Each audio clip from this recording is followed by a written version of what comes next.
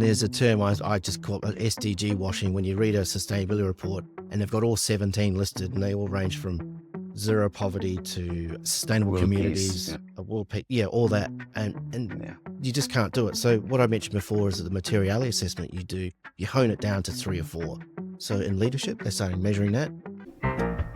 Welcome to another episode of From Startup to Wunderbrand with Nicholas Kuhner. So when I got an invite from this next guest of ours, I nearly cancelled it when I saw that he was in New Zealand and an All Black supporter. But I decided, let bygones be bygones. And since we've been clubbing them like baby seals lately, it might be kind to let Lee onto this podcast. So today we have Lee Stewart, and Lee is a sustainability expert with over 20 years of global experience. He's the author of How to Build Sustainability into Your Business Strategy and has led major sustainability initiatives at Fujitsu and Fonterra. As a climate reality speaker trained by Gore, Lee has delivered over 200 talks on sustainability and climate change. Now, through his consulting business, ESG Strategy, he advises top companies on creating impactful ESG strategies. So let's dive right into it. Welcome, Lee. Great, thanks. Good to be here. Now, if those of you who are watching this episode can't tell, we're going to be talking about Lee's new book, which is called How to Build Sustainability into Your Business Strategy. So I thought what might be a nice starting point is what on earth is sustainability in a business context? Yeah, and it's a coined term and it does mean different things to different people, of course. But sustainability in a business context is really looking at your business and looking at beyond the bottom line profit, right? What does your business do in relation to its own people in the business? What is its impact on the wider environment, society, and where you operate?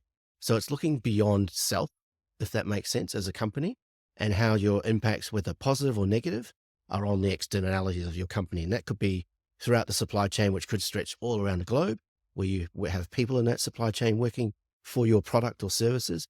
And that could be downstream as well from what happens with your delivery of a product or service and the impact that has. So it really takes a very wide lens. Yeah, because the second term is ESG. So let's maybe break that down for folks, because ESG and sustainability when it comes to business are normally lumped together, yeah? Yeah, definitely. And in the book, I'm open to a bit of criticism for this, but I had a crack at trying to define the difference between ESG and sustainability. And I just talk about, if you imagine two large circles, and ESG is the middle one, and ESG stands for environmental, social, governance. And it was really coined, a decade, 15 years ago by the finance community to try and measure impact of business on itself. So how you're looking after the environment, social, and governance of those things beyond just looking after money. So that looks at things like diversity in your own board levels, looking at your own carbon emissions and looking at how you govern that sort of thing. So I would describe that as the smaller inner circle, and sustainability is the wider circle where you look at what is your impact on society, planet as a whole, beyond yourself as an organization. So two different things get lumped together quite a lot. So you hear head of sustainability is obviously look at head of ESG, and ESG is coming up more because there's a lot more reporting into finance and so forth. So it's a very blurred line. But if you look at that as a smaller circle, ESG, a lot of companies start with that. So look at what are you doing, your impacts, and hopefully they grow out, say, what are our greater impacts beyond our company, and how do we actually influence that better for greater good? So do you prefer using sustainability or ESG? Oh God, just generally sustainability is what I like. But a lot of clients I work with, it starts at ESG, right? You just got to get your backyard in order first.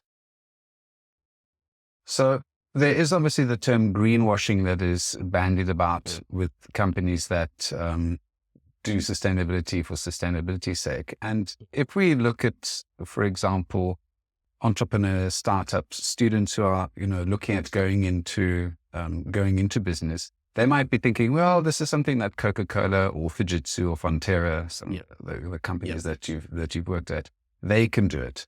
But that's not the case, is it? No. And it's quite an exciting time. If you're thinking of starting up a new business, you have the great opportunity to actually embed sustainability thinking right from the start. And it probably comes down to, as you're thinking about your business, how do you set this up? What is your purpose? Obviously, you want to make money. That's what entrepreneurs do. They're really good at it. But how are you going to make that money and what are you going to do with that? So have a look at the wider externalities. If you design a great new product or service, other benefits that come around with that sort of, and they're very hard at the moment, they're intangible, but you want to try and flesh those out and look at that. So one key question I actually ask in the book, and you might want to forward this, say 5-10 years if your business takes off, but would society or the planet be better or worse off without your business? And have a real think about that. And if you think about that early when you set up your business, you have that great opportunity to actually craft that message throughout your development phase and maybe going for funding and everything else, because you will open up new doors rather than just looking at the funnel, the cash and revenue, which is really important. But yeah, you have a great opportunity. And it's quite exciting, actually, what's available today. I think so. And especially if one thinks, let's think from a bottom line perspective, because obviously as entrepreneurs, we need to feed our families, we need to do all of these exciting things. But ESG or sustainability can actually be a driver of differentiation from an early stage of a business. So with my brand thinking hat on, I'm thinking, if I want to differentiate myself between legacy businesses that are struggling to integrate sustainability into their operations, if I start out from day one, making sure that I only have suppliers that are B-rated companies, or are not importing child labor and products from China and places like that. That could be, if that's built into my DNA from the starting point, I'm going to have fewer issues later on. And I think this is why startups or businesses getting off the ground now have a good opportunity to leapfrog their bigger competitors. Yeah, absolutely. Huge opportunity. And one thing to also consider when you're going for funding, all these global financiers are looking for green funds. Working with some existing companies right now that need to get a sustainability strategy because their existing line of credit has already raised a red flag. Hey, you guys need to sort that out. So they're retrofitting all that at the moment. It's going to be quite costly because they've got to go through 300 suppliers and vet them, because they've got to understand, is modern slavery in my supply chain? What's the carbon emissions of all that coming into my product and so forth, and my scope 3 emissions? What could blow up in my face with any issues in my supply chain? Or how do we market and brand this? And now I've got this financier coming at me saying, I've got to sort this out. And we haven't really even got a policy yet. So these are awesome opportunities for when you're thinking about a new business to embed it from day one, and you'll be in good stead for, obviously more resilient business, access to capital, and also you'll be able to attract new talent. That's a big one, retain talent, because if you've got a purpose beyond making money, that generally resonates a lot, especially with younger talent coming through. And then also you can actually open up new markets and opportunities as well. Some super points there. And it goes into, you've answered a couple of parts of this next question, but I think it'd be even to be worth reiterating some points. But how does sustainability affect business, or could it affect your business? Yeah, it's starting to go beyond just the big guys, if that makes sense. So the big listed entities around the world are got those pressures of trying to access capital. So they might have to have a sustainable finance framework, which I've worked on companies in the past and developing that. So they might get a lower cost of capital or insurance policy for future capital raises. A lot of these companies now have to set climate targets. The EU is actually mandating this. In Australia is mandating climate related disclosures. New Zealand's had that. I've just helped a client go through that regime. What that involves is maybe year one, you just have to report, like on the ESG part I mentioned, on yourself. So what's your emissions? But year 2 and 3, you got to report on your emissions in your supply chain. So even if you're supplying, or you might be small, and I'm going out to these supply chains where there are 10 people in them and asking a question, have you set a climate target? Or do you know your carbon baseline? Have you set a climate target? How do you measure and monitor modern slavery in your supply chain? And also waste is coming up too. Like, can you get rid of that polystyrene stuff you keep sending us? Because that's awful. So these questions are starting to really filter down now. So if you are a smaller business, even supplying a larger company, I believe it's probably only a matter of time before you get asked these certain questions.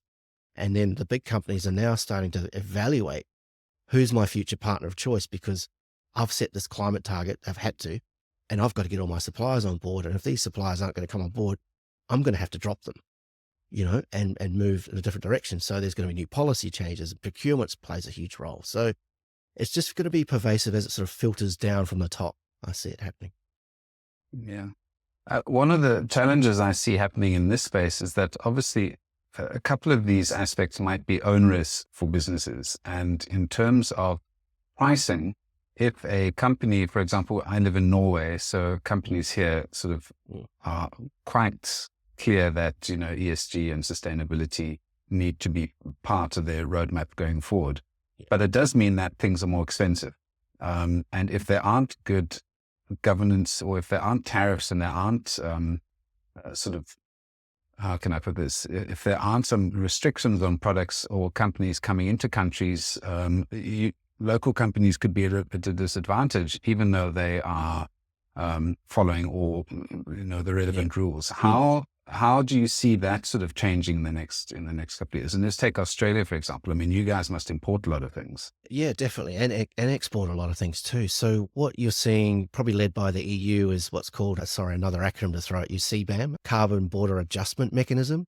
So that's looking at putting tariffs on things coming into the EU that are coming from jurisdictions that might not have a suitable climate target or the same regime imposed on their businesses to try and level the playing field. But you can also see that being used as a sort of a trade lever as well. And it has already been discussed with some of the previous roles I've had with trade ministers and trade discussions around dairy exports out of New Zealand, for instance. They're looking at, does it come with a carbon component, and what does that elements look like? Exporting out of Australia as well as a big one, to saying we're going to certain markets. You might be able to get a premium for your product if it has these attributes of a zero carbon, low carbon stamp that's verified, so to speak. And obviously, you know, slavery free, we hope, throughout the supply chain.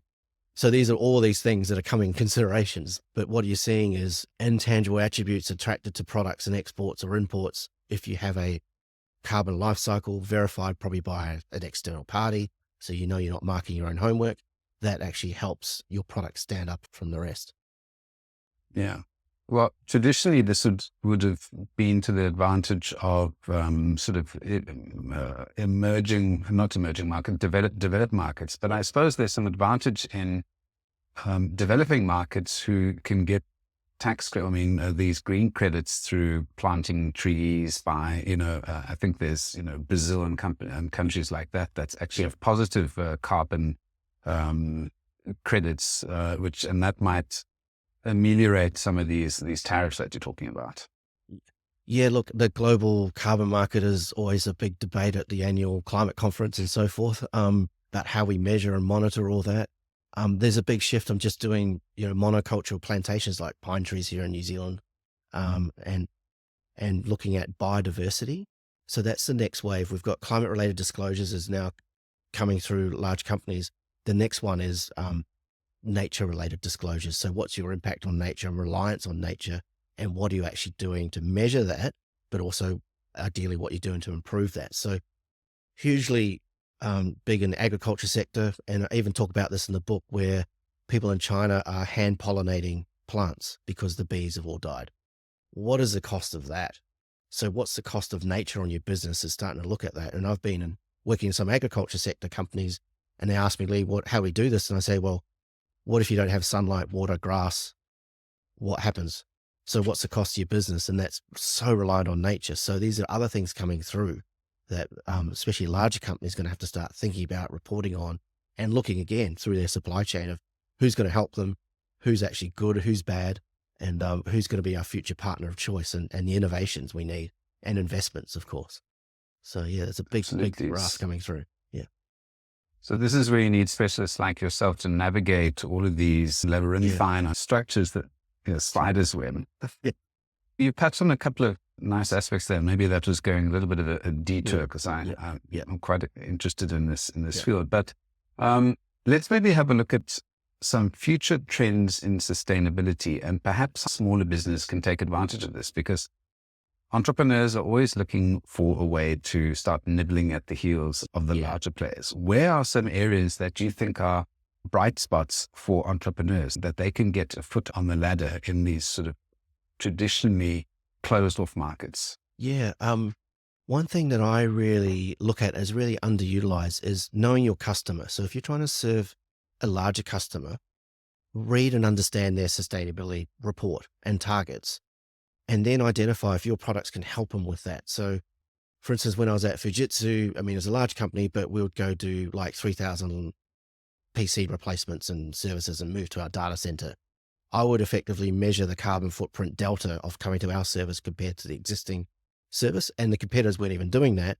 But I'd say, hey, by the way, this will help you hit your target by 3 or 4% or 10% and so forth.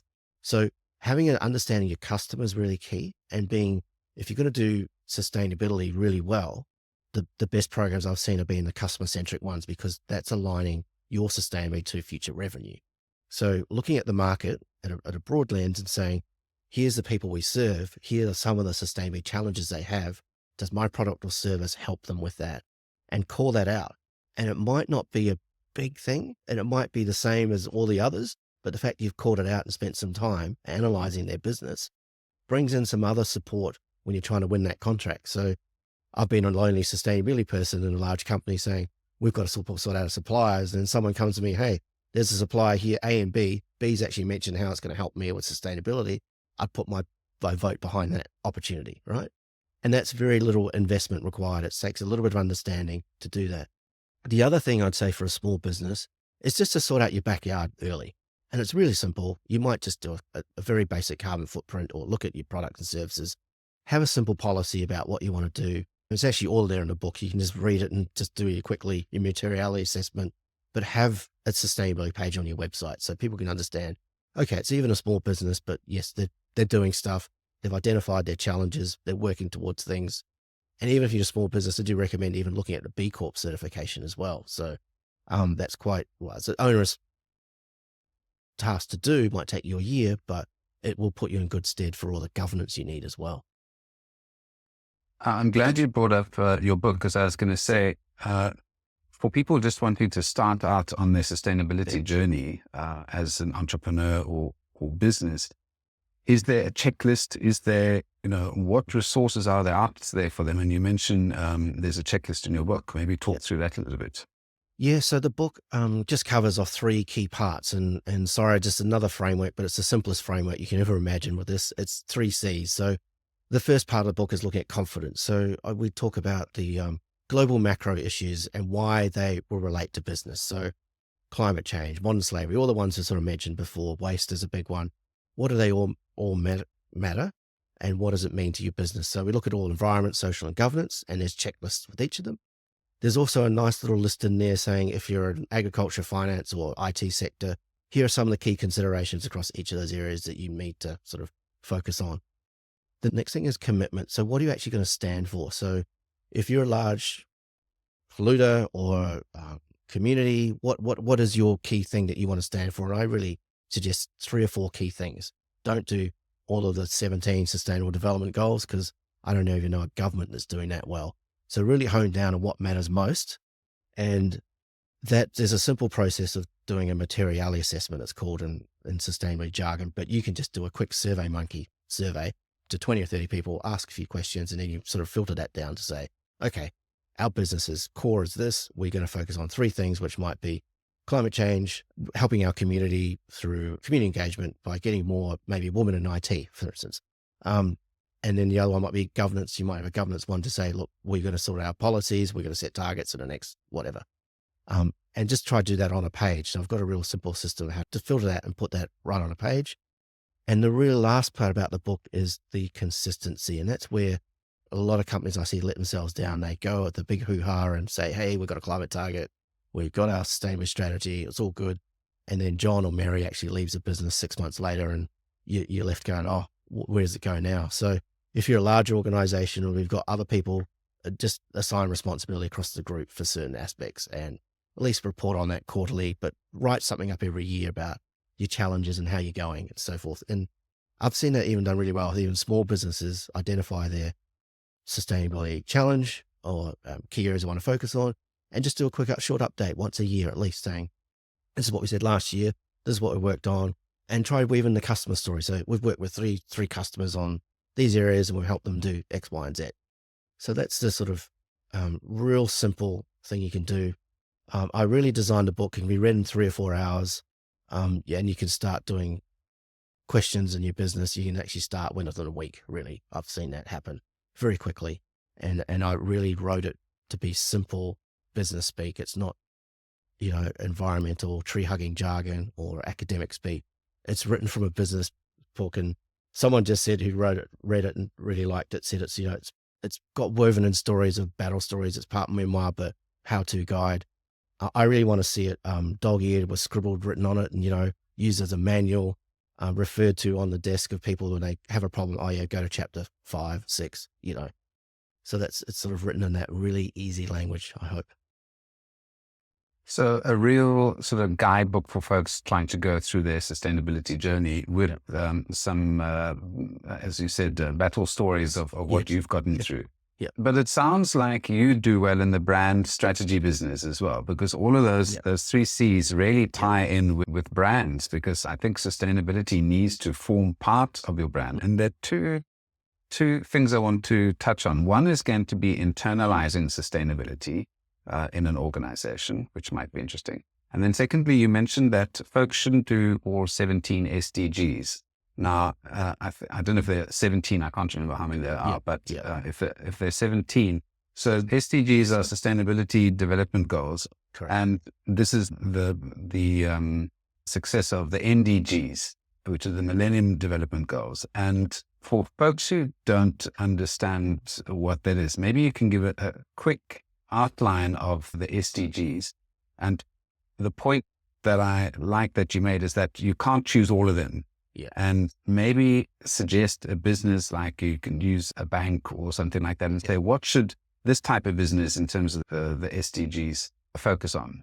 Yeah. So if that's not too long a question, sorry. That's all right. But you're quite right. And there's a term I just call it SDG washing. When you read a sustainability report and they've got all 17 listed, and they all range from zero poverty to sustainable World communities, peace, world peace, all that. And you just can't do it. So what I mentioned before is that the materiality assessment you hone it down to 3 or 4. And so say if you're a bank, especially a large bank, a lot of them are working on gender equality is one. So in leadership, they're starting measuring that. And here in Australia, you're forcing to actually just disclose that in your annual report of women in leadership, so forth. You might want to look at number 7 is a good one, affordable and clean energy. So how's a bank financing solar and wind farms and so forth?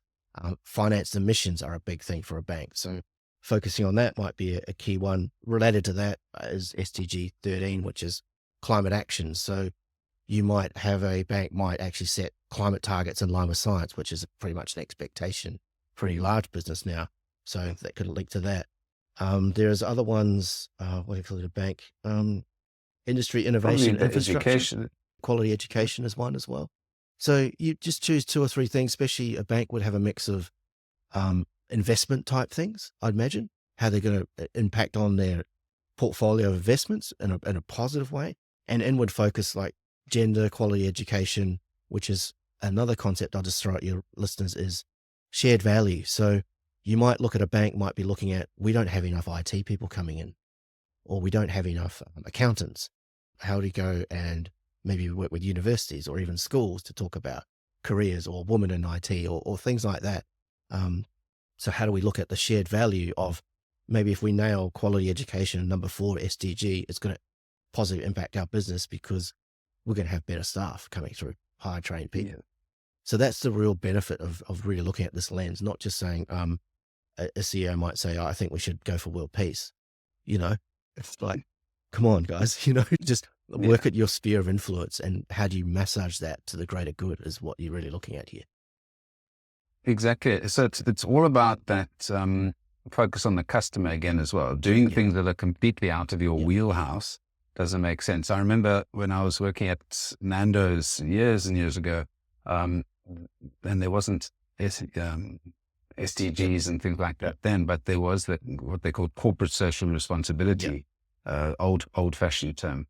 But because we were a food company, we focused in on what our specialization was, which was food. So we went to orphanages, old age homes, etc., and gave food to those communities because it also was very relevant to our business. Yeah. And also, so we were supporting communities and things that we could do effectively. And secondly, it gave us a reason to, to crow about ourselves a little bit as well. So there's the double value that you get out of that. There's a lot of data involved in the work that you do, I believe. Yeah. Because this is not something where you can say, okay, yes, it's got a little bit cooler since what I've done. What kind of systems or data?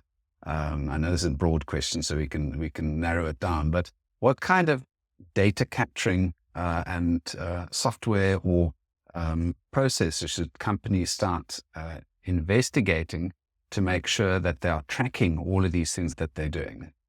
Yeah, it's a hard one. It's obviously a larger business and all this stuff. I'm knee deep in or neck deep in a scope 3 analysis for a company that's got multiple businesses and so forth. And that's really hard because you're looking at what's the emissions of your supply chain and suppliers and so forth. So data is key, especially if you've got to set targets. If you don't know where your baseline is, how do you know you're going to improve? So a key thing around any sustainability strategy is what you stand for and the targets you need to go after and how you're going to improve and measure that. So baseline is key. So you're going to have to start thinking about your business. Where does emissions is a basic one. Gender, leadership, people is another metrics around that. Sick days, injuries, and so forth. The other key one, which is really big and nasty, is supply chain. So what are the emissions in your supply chain, modern slavery, how you're monitoring and measuring that. And most large companies need external help with that, especially if you've got factories in Asia. Who's going to audit those for you? Sometimes you can't take that data at face value. They say, hey, we're all good. So how are you going to measure and monitor all that? And a lot of software startups for measuring carbon, supply chain, due diligence around modern slavery, ethical sourcing, and so forth. And, that sort of ESG dashboard, all the big software platforms have got a sort of a ESG or sustainability bolt on to them. Those are really good. There's a lot of smart things happening now. I've seen with AI, evaluation of companies is happening with analysts and so forth, where they're looking at the policies you have, are they relevant, and sort of the measurements and so forth. So data is actually really critical, especially if you're new to this. You've got to look at, once again, I link it back to the materiality assessment, what you're going to stand for. You've got to have the key numbers to start with before you make that commitment. So you've got to really know, if you're going to set a climate target, where are you today? What are the key technology innovations you might need to happen before you hit a 2030 or 2050 target, and sort of make a guess on, okay, so for instance, one client is EVs. When are EV trucks going to come into play? 2030, and then you're going to start piloting those sort of things. Meshing that data with future innovation and making some calls is also key when you're looking at future roadmaps and targets and things. But yeah, the big challenge. It's such an exciting space, though. I work with a very big bank in Africa, and we run the sustainability communications for them. Yeah. And we've got so many marvelous ideas, and they're doing some phenomenal things as an African bank in Africa, improve the life of their customers across Africa. So they're doing a phenomenal job, and we work with a phenomenal team. But there's opportunity here for entrepreneurs, for new technology, for measuring, for consulting. So there's definitely, for those of you who are interested in this space, there's definitely scope for you to grow in here. The last thing that we're going to go through, because I've got 1,000 questions, but I think we can definitely have another chat. The last one is, as an organization, and you've worked at large organizations and small organizations and, everything in between, how do you, having the leadership talk about sustainability and having a sustainability report is one thing. How do you bring sustainability through the organization and make it part, again, I talk about the DNA, but how do you make sustainability real to the people working in the business, not just the sustainability managers and the ESG consultants and the leadership signing off the board report? Yeah, I mean, and that's a big job in itself. And it is almost, I've seen some companies actually dedicate teams to this. So you've got great leadership, you've got great targets, but you need to have, how does that filter down? And you've actually got to segment the message a little bit, especially in large organizations. So the finance team, well, here's what you need to know. Here's the importance of your role in these overall goals of the organization. The sales team have a different message altogether. So here's how sustainability is going to help you win, retain contracts and business, ultimately help hit your KPIs as well, and arm them with the right story and narrative Marketing's a bit different as well. You've got the regulatory sort of framework around what they can say and what they can't say, but you can empower them to start thinking about creative ideas of how to open up new markets with your key message and so forth. So there's different things. Procurement is another one. Operations, definitely a different whole message. So it's segmenting the messages, but having the consistency of good news stories coming through. Case studies are great. I almost think case studies for a large company are not just for external. They're probably more important for the people of the company themselves, especially when they're a long way away from the sustainability team and boardroom and all those conversations. That's what I've seen when I've gone out in the field and done sort of town hall talks at sort of warehouses and farms even and stuff. They're so engaged with the subject matter. There's a lot of really good support out there that you need to sort of harness, but you've got to sort of keep feeding, if that makes sense, with a consistent communication message, which you all know what you're doing with the bank in Africa. And that's probably where you get your most rewarding work too, because you get caught up in the sort of ivory tower of boardrooms and all that stuff. And you realize actually people actually really like what you're doing when you go out there and talk to the field and the factory floors and stuff. It's where I get most of my inspiration from and encouragement. So it's really, really important to keep that linkages through in a large organization. It is difficult, but if you have a conservative plan where you go, once a quarter, I'm going here, or we've got to send out that message, it can actually reap some good rewards. The other thing too is Green Champions Awards. So at Fonterra, you had the green site. So you had 25 manufacturing sites. You gave an award every year for the best sustainability team. You also run that with your suppliers as well, and staff members that come up with ideas. So you're keeping engaging them, and they feel like they've had a part to play. And also, I bring it back to the materiality assessment. You offer that out to all staff. So you've had a say in the sustainability direction, and you might want to do that every couple of years and try to get out of their ideas and thoughts. Some of them are fantastic. Some are absolutely really just straight in the rubbish bin, but they've had their opportunity to really do that. So yeah, it's a really, when done really well, it's amazing the benefits you get, but it does take effort. Yeah. And I suppose each company is different, and each company has its own story and its own journey. And that's what makes this quite exciting. And I'm sure that's where your book will be used as a useful primer for folks who are starting to get on their sustainability journey. Where can I send folks to get this book and find out a little bit more about what you're doing, Lee? Yeah, sure. It's on Amazon. So the title is How to Build Sustainability into Business Strategy, or you can just look up the author, Lee Stewart, Leestewart. My website is leestewart.com.au. So there's information there. People also buy the book. We'll be setting up something shortly where you can access short videos and content. So there's a video for each chapter, how-to guides and so forth. And there's more support coming beyond just the book. So you get access to worksheets, templates, and everything. So hopefully it's just more than a book. It's going to be sort of your guide and other things coming on. We obviously will update it, so to speak, and build that sort of membership around that in the coming months. Awesome. So I think we had a little bit of a chat earlier, and we said that the first person to comment, I think, should we do it on Twitter or on LinkedIn, will get a signed copy of your... Yeah. Yeah. With soy ink, I hope. Yes. Well, Lee, it's been a genuine pleasure chatting to you. And I think we should probably have another session where we talk about how to implement a sustainability strategy and build perhaps a sustainability team and sort of what that entails. So it'd be great to chat to you again. And I'm sure this has excited some people about some entrepreneurial opportunities, how they can implement this from day one in their organization. And, some of the challenges that they might foresee in the future if they don't start thinking about this real soon. Awesome. Look forward to it, Nicholas. Thanks so much. I really do appreciate your comments. So why not go and watch this live on YouTube, or go to my website, kuhne.no. That's KUHNE.no for more information.